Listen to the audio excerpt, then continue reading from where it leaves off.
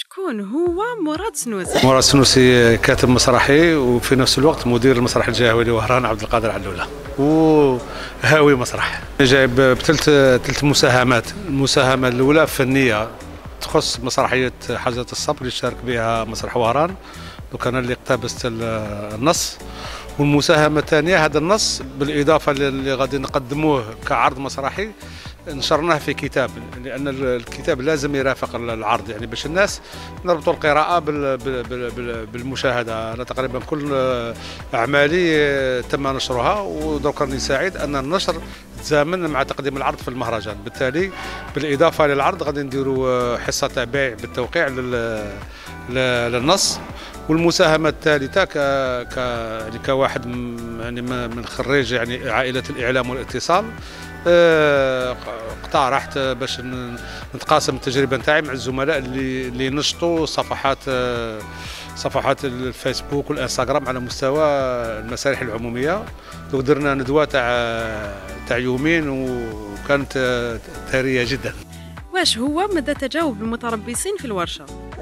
كان تجارب كبير لدرجة أن كنا غير نبدو تفوت 3 سوايع. دارت الفكرة يعني باش نبقوا على اتصال، وباش نزيدوا نديروا حصص واحدة أخرى، يعني لأن هذا المجال مجال مهم حساس في نفس الوقت كبير، يعني يومين ولا حتى 3 أيام ما يكفوش، خاصة أن المستويات يعني مختلفة والإمكانيات مختلفة. دونك هادو يومين كانوا خاصة للتقييم بصفة عامة وإعطاء بعض الأفكار هكا فقط، لأن العمل هذا اللي يتطلب يعني عمل مع كل صفحة، مع كل مسرح، ومن يكونوا المسارح حاضرين كلهم مستويات الصفحات تاعهم ماشي كيف إمكانياتهم ماشي كيف ما نقدروش نديروا حلول يعني قابلة للجميع. دونك تكلمنا على أمور عامة ومبادئ عامة للعمل، وإن شاء الله في المستقبل بلا تكون أعمال يعني مخصصة لكل مسرح إن شاء الله.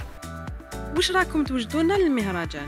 الحاجه المليحه الاولى، المكسب الاول مليح، ان مادام الورشه دارت في ظروف مليحه والناس لقات روحها، حتى من الناحيه الانسانيه الناس حست روحها قريبه لروحها. وبالتالي اول شيء درناه درنا شغل تنسيقيه تاع كل يعني كل المكلفين بالاتصال على مستوى المسارح. هذا التنسيقيه تندار من خلال مجموعه تاع واتساب، يكونوا كاع فيها يتبادلوا المعلومات، يتبادلوا المعارف. اللي عنده مشكل يحطه، اللي عنده ينافش يبغي يدي راي الاخرين يحطه.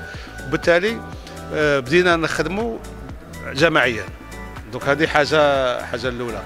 ثانيا تكلمنا على ضروره لقاءات اخرى، يعني يكون فيها اكثر تخصص، يعني ما تكونش عامه. لقاءات تخص مش عارف مثلا يكون تظاهره في عنابه ولا نقدروا نتلاقوا غير مع المسارح اللي قريبه لعنابه، تكون في بالعباس ولا وهران. وبالتالي نركزوا اكثر، يعني كل ما ينقص العدد نقدروا نركزوا اكثر، ومن بعد ان شاء الله كي يدور عام ولا نعاودوا نجموا نتلاقوا كمجموعه. وثالثا درنا اقتراح باش تكون ورشه خاصه بالتصوير يعني الصور والفيديوهات بالاعتماد على الهواتف، لان الهاتف الان راه هو كلش. هاد الزملاء ماذا بينا يتعلموا كيفاش يتعاملوا، كيفاش يخدموا بالهاتف، كيفاش يصوروا، يدوا الصور، كيفاش يدوا لي فيديو، كيفاش يديروا المونتاج، كيفاش يخدموا بسرعه ثاني، باسكو السرعه اصبحت معطى مهم درك في الاتصال. اللي وصل الخبر الاول ويوصله مليح، ماشي غير الاول، السرعه والجوده. دونك هادو تتطلب تكوين، لان احنا زملاء يعني في الغالب كاين اللي جاوا من الاتصال، كاين اللي جاوا من مجالات اخرى. المبادئ الاساسيه لازم يدوها، ومن بعد تبقاو الاجتهادات تاع كل واحد. واش تقول لجمهور المسرح؟ احنا نقول لهم يجوا بقوه للمسرح. احنا الجمهور يعني او المسرح بدون جمهور ما كاش. دونك احنا ماذا بينا يجوا بقوه، وحنا من جهتنا ثاني نقولوا لنفوسنا لازم نخدموا بجوده باش الجمهور يجي بقوه.